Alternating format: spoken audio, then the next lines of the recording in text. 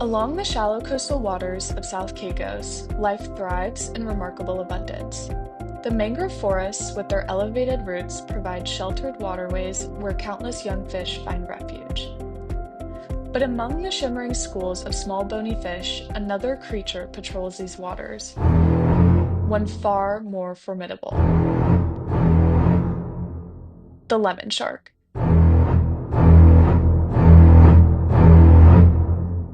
This sleek and powerful predator earns a name from its yellow-tinted skin coloration.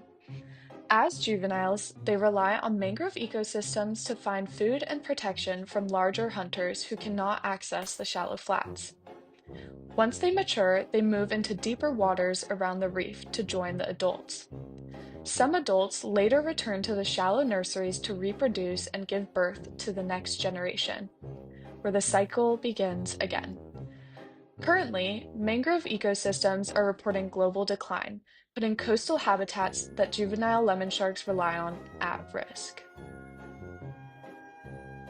To understand the role that the coastal waters of South Caicos plays in the life of these incredible sharks, we undertook a study to evaluate the local juvenile lemon shark population. The aims of our study were to learn if juvenile lemon sharks demonstrate habitat selectivity, vary in size with habitat, exhibit sex-specific distribution, and show bait preference. To answer these questions, we employed 3 different methods: 2 visual surveys using drones and baited remote underwater video systems known as BRUFs, along with 1 catch and release method using a long line.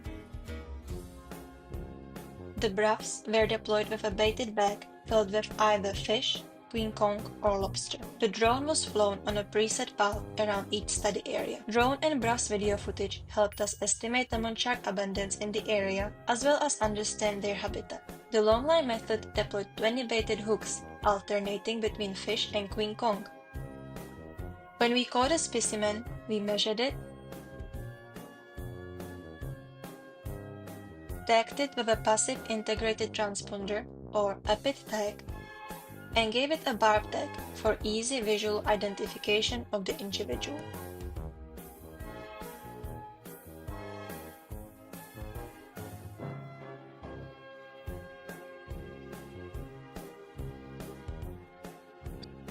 We found that lemon sharks were most abundant in shallow mangrove habitats compared to deep waters close to the reef.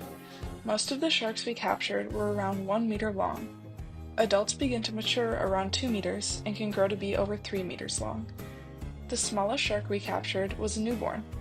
This shows that adult females come to the shallow waters around mangroves to give birth. The largest sharks were caught near the reef and were closer in size to mature sharks. Overall, the size range of sharks we captured shows that the waters around South Caicos are inhabited by all juvenile life stages, from newborns up to adults. Each location had a dominating sex inhabiting the area, displaying sex-based trends. This could be evidence of sex segregation or habitat-specific sex grouping. However, our sample size was not large enough to prove this. Interestingly, all the sharks we captured were caught on fish. In addition, the BRUF's footage recorded the most lemon sharks on the fish deployments as opposed to the lobster and conch deployments. This showed a bait preference towards fish compared to the queen conch. This preliminary research performed to investigate the role that these shallow ecosystems have on the juvenile lemon sharks is important for understanding the life cycle of these species as well as their impact in the area. This data and analysis helps evaluate population trends in ecosystem health as the island of South Caicos experiences coastal development and a spike in tourism, which can cause ecosystem changes for lemon sharks.